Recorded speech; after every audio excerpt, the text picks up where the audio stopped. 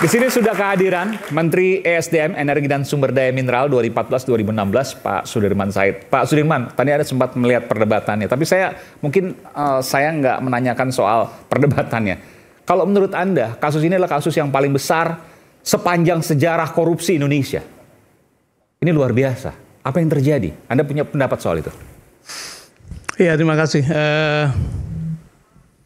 Sebenarnya saya itu sejak angka itu muncul ragu-ragu. Ragu-ragu, kenapa? Apakah iya kita ini segila ini gitu ya? Anda nggak yakin?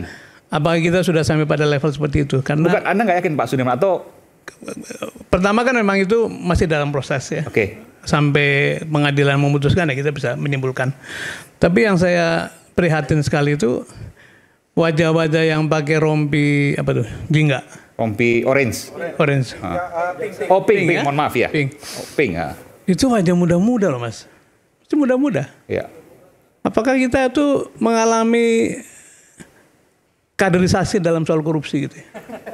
Tapi jumlahnya begitu besar. Jadi itu membuat saya sampai hari ini masih terus seperti apa iya kita ini sudah sampai ke sana gitu. Dan kalau itu terjadi kita patut bertanya kita ini negara apa? Kita ini bangsa apa gitu. Kalau tiap hari muncul begini terus ya. Politik demi politik itu hanya ribut, saya menyebutnya berganti pemain.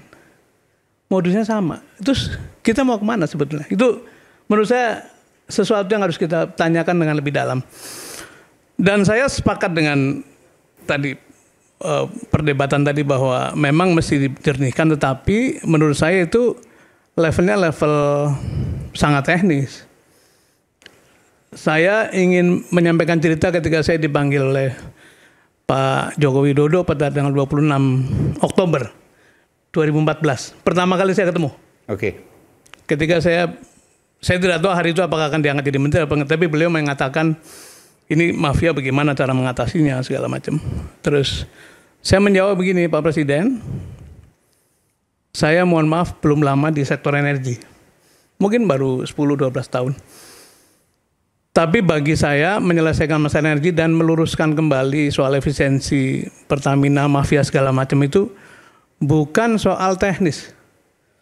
Tapi soal kelurusan pemimpin negara. Soal? Kelurusan pemimpin negara. Ketulusan? Kelurusan. Kelurusan, oke. Pemimpin negara. Oke, baik.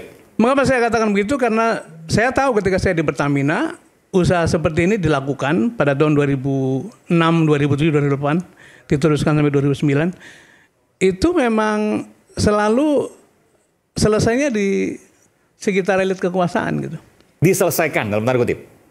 Saya tidak tahu selesai atau diselesaikan, tapi Anda tidak berlanjut, tidak berlanjut kan? Menahan sampai di situ. Makanya saya katakan pada Pak Jokowi waktu itu, Pak, nanti kalau kita kerjakan seperti yang Bapak sampaikan tadi, bisa berhenti di sini. Di sini di mana? Di lingkar kekuasaan. Di sana lah gitu. Oke. Jadi kalau tadi ribut soal judul materinya kan apakah Pak Ahok wajar dipanggil? Ya wajar, wong dia komisaris kok. Kan direksi komisaris itu punya namanya fiduciary duty. Direksi melakukan manajemen pengelolaan, komisaris melakukan pengawasan dan penasehatan pada direksi. Jadi kalau siapapun boleh dipanggil. Saya juga boleh dipanggil kalau memang diperlukan kesaksiannya. Itu kan hak kewenangan penegak hukum. Tapi saya mau sampaikan bahwa tidak mungkin tuh anak-anak muda itu bertindak otonom sendirian. Oke. Itu pasti ada protektornya, ada pelindungnya tuh. Apakah itu pimpinan holding, apakah itu pimpinan perusahaan Menteri BUMN atau apapun, saya nggak tahu. Karena dulu juga sama. Itu orang-orang di Pertamina itu hanya menjadi operator. Tapi di lapis-lapis luarnya itu yang dikatakan oleh Bung Rai tadi. Ada banyak yang mesti gitu. Dan saya ingin menyampaikan berkali-kali di forum ini negara apa? Ini bangsa apa? Kok tidak pernah berhenti urusan-urusan begini gitu? Angkanya makin hari makin naik, tapi kemudian pemainnya tadi makin hari makin muncul. Saya tertarik, artinya mereka tidak akan mungkin bekerja sendiri. Pasti ada kekuatan lain di atas mereka. Analisis saya begitu ya. Tentu harus dibuktikan dengan proses hukum, tapi tidak mungkin mereka itu mengerjakannya sendiri. Okay. Itu terlalu besar.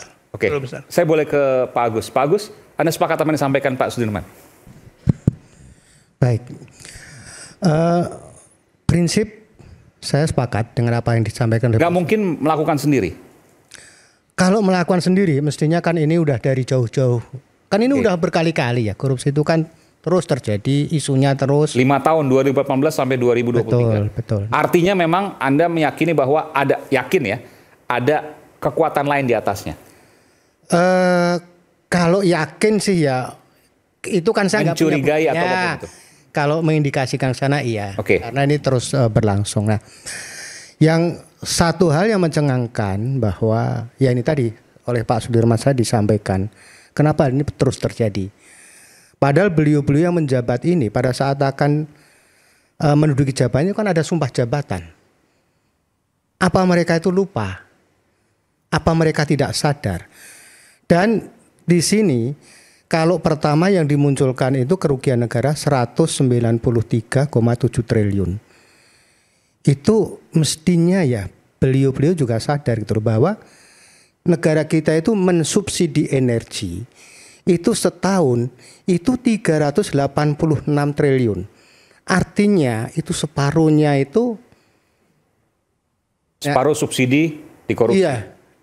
Jadi kalau misalnya itu tidak ada korupsi, artinya 50% daripada angka subsidi ini bisa digunakan untuk memperkuat devisa.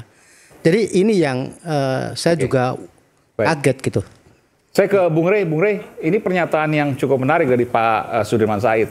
Bahwa tidak mungkin mereka otonom, tidak mungkin mereka berdiri sendiri. Ada kekuatan lain di atasnya. Ada yang ingin Anda sampaikan? Pertama kan, sepanjang yang kita kenali watak korupsi di Indonesia itu selalu dilakukan secara berjamaah. Komplotan.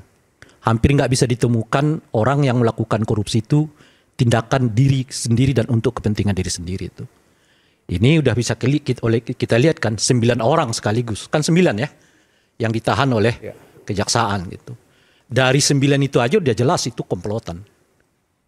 Nah, dan bisa bertambah. Ya, sangat mungkin bisa bertambah. Ya. Makanya watak korupsi di Indonesia itu umumnya itu adalah jamaah. Dan jamaah itu bisa vertikal, tapi juga bisa horizontal tapi juga bisa vertikal. Apalagi sudah 5 tahun dilakukan secara berjamaah, ya mosok sih yang di atas-atas ini nggak tahu. Itu pertama tuh. Nah yang kedua, kalau kita lacak lagi dari soal uangnya ya, 1.000 triliun. Kita potong aja 1.000 triliun itu di 9 orang ini gitu. Artinya setiap orang tuh mendapatkan 110 triliun kan, kurang lebih. Pertanyaannya, buat apa uang itu bagi mereka? Sebanyak itu. Saya kira uang 1 triliun aja udah hebat bagi orang. Ini 110 triliun buat apa bagi dirinya? Kalau kita misalnya menyebut mereka ini politisi, masih masuk akal. Mungkin dia membiayai kegiatan politik. Kenyataannya itu profesional semua. Nggak ada yang berhubungan dengan politik. Maka angka itu sendiri membuat kita jadi bertanya-tanya, untuk apa orang mengumpulkan 110 triliun untuk dirinya dalam 5 tahun? Nggak masuk akal tuh. Ya makanya buat apa? Kecurigaannya? Ya, kan artinya besar kemungkinan itu tidak hanya untuk dirinya. Oke. Sebab 110 triliun 5 tahun itu buat dirinya. Mau buat apa bagi dirinya itu menurut saya. Kita nggak lihat dia punya perusahaan besar-besar, nggak punya apa-apa, dan lebih-lebih dari seperti itu nggak ada kegiatan dia yang membutuhkan hajat uang besar. Seperti misalnya umumnya para politisi kan, mereka punya partai, mendanai partai, lalu mau jadi caleg, mau jadi calon presiden, mereka butuh uang. Mereka ini profesional semua. Dan sepertinya untuk 5 tahun kalau nggak ada kasus ini, mungkin mereka juga nggak tertarik pada politik gitu ya. Nah yang ketiga, yang perlu kita lacak lagi itu, uang sebesar itu umumnya dipakai buat apa sih? Kalau kita lihat lah, lagi-lagi ini pola, umumnya itu selalu bersentuhan dengan politik. Nah politik ini menghajatkan uang besar, dan uang besar itu didapatkan dari mereka yang bekerja di kelompok-kelompok profesional, yang dengan cara begitu politik mengalir, mereka bisa didiamkan. Jadi sebetulnya pernyataan Pak Sudirman itu mengarahkan jangan terfokus kepada 9 orang ini, tapi lihat dong ya pola yang terjadi di Indonesia, kita selalu kehilangan begitu banyak uang justru ketika perhelatan politik mulai dilakukan. Kasus Bank Senturi kita kehilangan begitu banyak uang ya pasca 2029 kan Pak Sudirman 2009, ya. Begitu seterusnya. Ini 2018 menjelang setahun mau 2019. Oke. 2024 kita belum tahu. Itu. Nah, yang kelima nih yang menarik bagi saya itu adalah soal kalau dilihat dari ini semua, kan persis seperti yang disebutkan oleh tadi Pak Sudirman, ini ujung-ujungnya soal kemauan politik dari paling tertinggi kita. Yang pola yang kita lakukan selama ini tangkap, masukkan orang lain, tangkap lagi, masukkan orang lain. Sebetulnya nggak ada niat untuk melakukan perubahan. Yang ada adalah bagaimana orang dimasukkan ke dalam satu sistem, orang itu kemudian tanda kutip diperas, kalau udah selesai merasnya, butuh kepentingan politik lain, tendang dia, masukkan orang lain. Kan Petral ini, ini kan menggantikan Petral yang sebelumnya kan, asumsinya tuh. Yang kita kenal dulu, sempat dipersoalkan oleh Pak Jokowi. Tapi kok udah diganti dengan badan baru, loh kelakuannya malah lebih dahsyat lagi. Itu, kan artinya, itu yang lama. Ya itu makanya, artinya yang dilakukan oleh rejim sebelumnya dalam ini Pak Jokowi hanya mengganti orang. Ya, saya ingat waktu itu Pak. Jadi tunggu dulu. Petral itu punya kan pernah dibubarkan. Punya di luar pemerintah, di luar BUMN. Lalu kemudian sekarang yang menangani pengimpor itu adalah BUMN. Patra Niaga ini. Iya, ternyata kan, juga luar biasa. Luar biasa kan. Kan kurang lebih sama. Dulu kan Petral itu dipersoalkan karena dianggap terlalu dominan di dalam hal mengelola impor minyak bumi dan Pertamina macam-macam. Tapi bukan aktornya sama. Lah itu dia persoalannya. Kan yang saya mau katakan itu Bung Aiman, apa yang berubah? Nggak ada. Ini soal orang sial ditangkap, masukkan ke penjara, besok gitu lagi gitu loh. Jadi Bung Rey prihatin terhadap orang-orang ini sekarang. Nggak prihatin. Yang kita mau katakan itu adalah benar nggak nih Pak Prabowo punya keinginan untuk melakukan perubahan? Ini udah dilakukan perubahan 20 tahun mungkin lebih. Nanti Bang Sudirman Said akan bisa menyatakan masalah situ. Tunggu dulu. Ini merupakan Tunggu dulu Bung. Anda tertib. Kan saya nggak menginterupsi tadi pembicaraan. Interupsi tadi. Ya cuma sebentar. Oh iya nggak apa-apa. Oke lanjut. Nggak panjang seperti Anda. Anda mau ngambil jatah bicara saya. Jadi itu yang kita mau katakan. Nanti itu kan diganti. Tapi apakah pergantiannya juga memenuhi kualifikasi yang dibutuhkan dalam konteks perubahan tata niaga industri migas kita? Belum tentu. Contoh paling kecil adalah soal Danantara. Bagaimana Kak Danantara itu bisa dijabat oleh orang-orang yang satu, tugasnya banyak banget. Menteri merangkap CEO Danantara. Ada menteri udah merangkap pengawas apa itu. Tapi ketua PSSI juga.